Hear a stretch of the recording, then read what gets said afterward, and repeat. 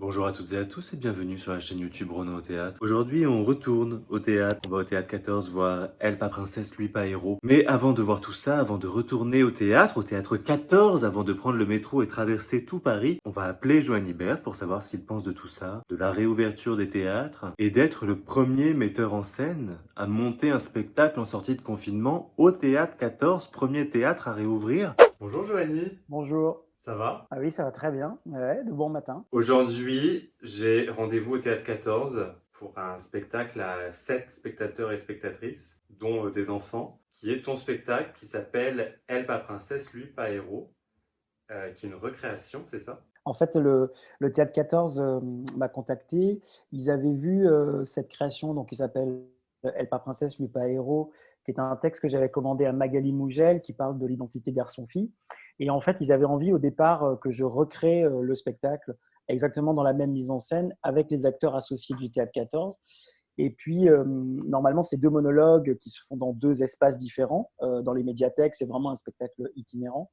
Et puis, quand j'ai visité le lieu, qui donc venait d'être fait, que moi, je n'avais pas encore vu, j'ai vu en fait qu'il n'y avait pas vraiment deux lieux possibles en fait, dans le théâtre. Et puis, je trouvais ça assez beau de me dire qu'il fallait utiliser peut-être la salle et peut-être l'utiliser différemment. Et je crois que quand j'ai vu le gradin, qui fait à peu près, je crois, 200 places, et que je me suis imaginé effectivement pour garder les conditions sanitaires, tu vois, 10 personnes dans la salle sur ce gradin de 200 places, je me suis dit c'est vraiment très bizarre. Et j'ai regardé le plateau et je me suis dit ce serait marrant qu'il y ait, voilà, on avait le droit par exemple à 7 places, puisqu'il faut compter les acteurs et puis le technicien. Donc je me suis dit il faudrait qu'il y ait 7 chaises différentes sur le plateau. Ils montent sur le plateau et le spectacle en fait se passe dans le gradin et la scénographie, c'est le gradin. Et donc j'ai eu cette image de manière assez simple, assez immédiate et donc du coup l'idée c'était de réinventer complètement une mise en scène qui n'a rien à voir avec la tournée que nous on fait depuis maintenant 2 ans, quoi. Mais ça s'est fait assez rapidement en fait, ça, parce que les annonces du gouvernement pour une potentielle réouverture et puis l'autorisation des regroupements à 10 personnes, ça a été il y a à peine quelques jours. Enfin, vous avez fait ça en quoi, 48 heures? Non, en fait, eux, ils avaient l'idée, ils m'ont appelé. Moi, je devais reprendre des répétitions de ma création épopée. Il y a eu une semaine de préparation du projet en se disant est-ce qu'on peut le faire, est-ce que vous avez les budgets, comment on le fait, etc. Et moi, je leur ai dit j'ai une semaine de répétition possible pour vous avant de reprendre moi d'autres répétitions d'un spectacle. Donc en fait, pour eux, ça a été une semaine de mise en place, les acteurs avoir le texte, faire le montage du texte, et vraiment on a répété une semaine. Donc c'est allé très vite. Et en fait, je crois que sortie de confinement, moi, je crois que j'avais envie de travailler, j'avais envie aussi de me lancer dans un truc un peu, comment je dirais, une sorte de commande un peu comme ça, un peu impulsive et nécessaire, puisque le projet de départ, quand ils m'ont contacté, c'était de dire, voilà, on a un lieu, on a des acteurs associés, et puis on est dans un territoire, un quartier où il y a beaucoup de familles et les enfants ne vont pas à l'école, ne peuvent pas aller à l'école.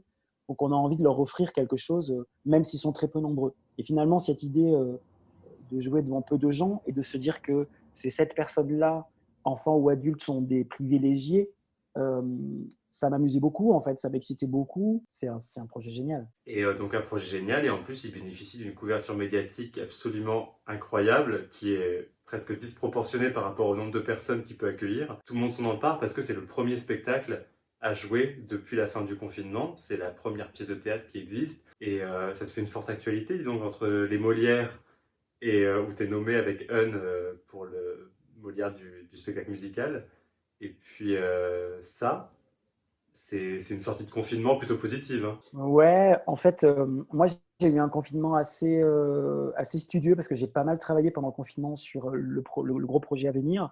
J'avais besoin de me plonger dedans. Bah, voilà, le mur qui est derrière, en fait, en témoigne un peu.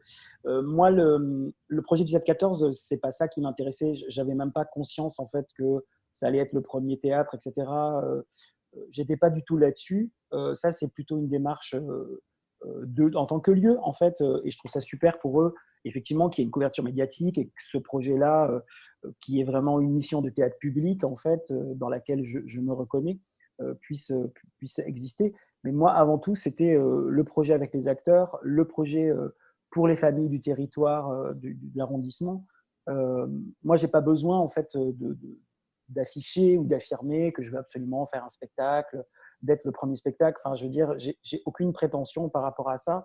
D'ailleurs, on voit que petit à petit, il y a d'autres lieux qui font des choses et c'est tant mieux. En fait, il n'y avait aucune, enfin, voilà, de ma part, il n'y a aucune prétention là-dedans. Il y a juste une proposition qui est l'idée de faire un spectacle. Moi, j'adore faire des spectacles. J'avais une semaine de libre. On s'est dit, est-ce qu'on est fou? Est-ce qu'on a envie? Est-ce qu'on peut le faire?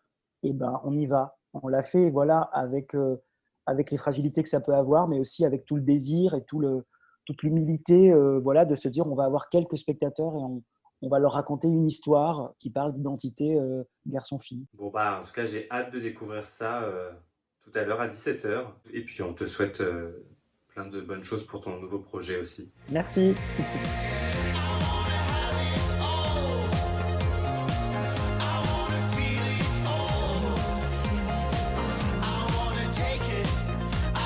Take it.